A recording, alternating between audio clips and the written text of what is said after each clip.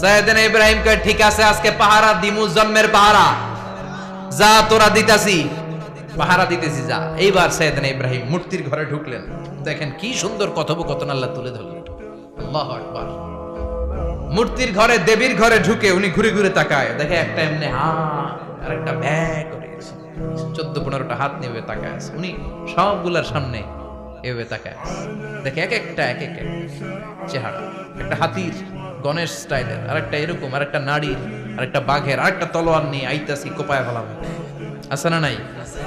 সবগুলোর সামনে যায়, যে যে দেখে আর অবাক হয়, কত ধরনের খোদার কাছে এরা কত কিছু চায়।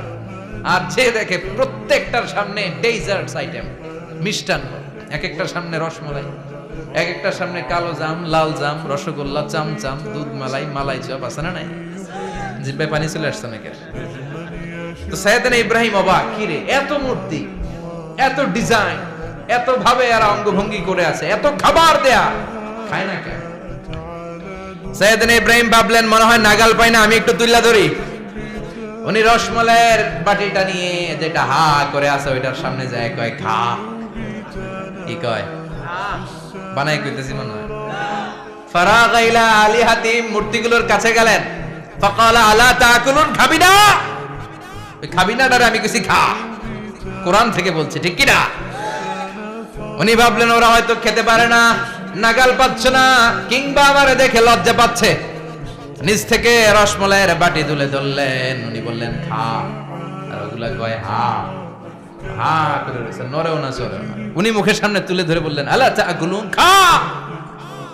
সবগুলার সামনে গেলেন, খা খা, কেউ খায় না, ওগুলো হা করে আছে। সাইয়েদনা ইব্রাহিম বললেন খা, কেউ কথা কয় না। উনি বললেন খাবি না কেন? তাইলে কথা ক।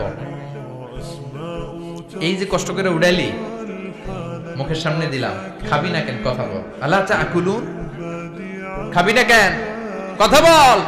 মালাকুম লা তাতাকাল্লামুন, খাবি না কেন?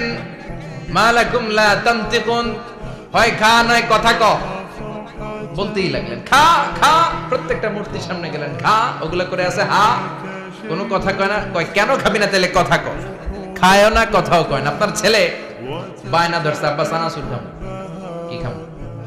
চানাচুর কিনে দিলেন, এই নে চানাচুর। এখন চানাচুর খায় না। কিরে বাপ খাবি না কেন? কথাও কয় না। খায়ও না, কথাও কয় না। এখন বাকি আছে কোনটা? কথা কর। ফারাগা আলাইহিম দারবাম বিল ইয়ামিন, ডান হাতে কোপানো শুরু করলেন। ইচ্ছা মতো ঘুষি কিল মারতে মারতে মূর্তিগুলার সাইজ।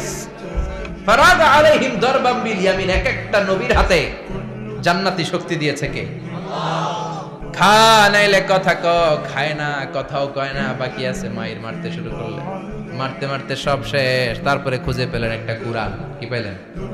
কুড়াল দিয়ে মারতে আরো সুবিধা, খালি এটারে এভাবে মারে, ওইভাবে মারে। মারতে মারতে যতগুলো মূর্তি ছিল সবগুলো মেরে বড় মূর্তিটার গায়ে মারতে যাবে, in the meantime stop, না এটারে মারো না। ফাজআলাহুম জুদাদান, সবগুলোর টুকরা টুকরা, ইল্লা কাবীর আল্লাহুম, বড়টা ছাড়া ওইটারে রেখে দিলেন। আর বুদ্ধি করে কুড়ালটারে বড়টার কাঁধে ঝুলাইয়া দিলে, বড় মূর্তিটার কাঁধের মধ্যে ঝুলাইয়া দিলেন। ঘটনাটা সুন্দর হয়েছে না? এখন কেমন যেন মনে হয় এটা কোপাইয়া দাঁড়া রয়েছে বাপের বেটার মতো।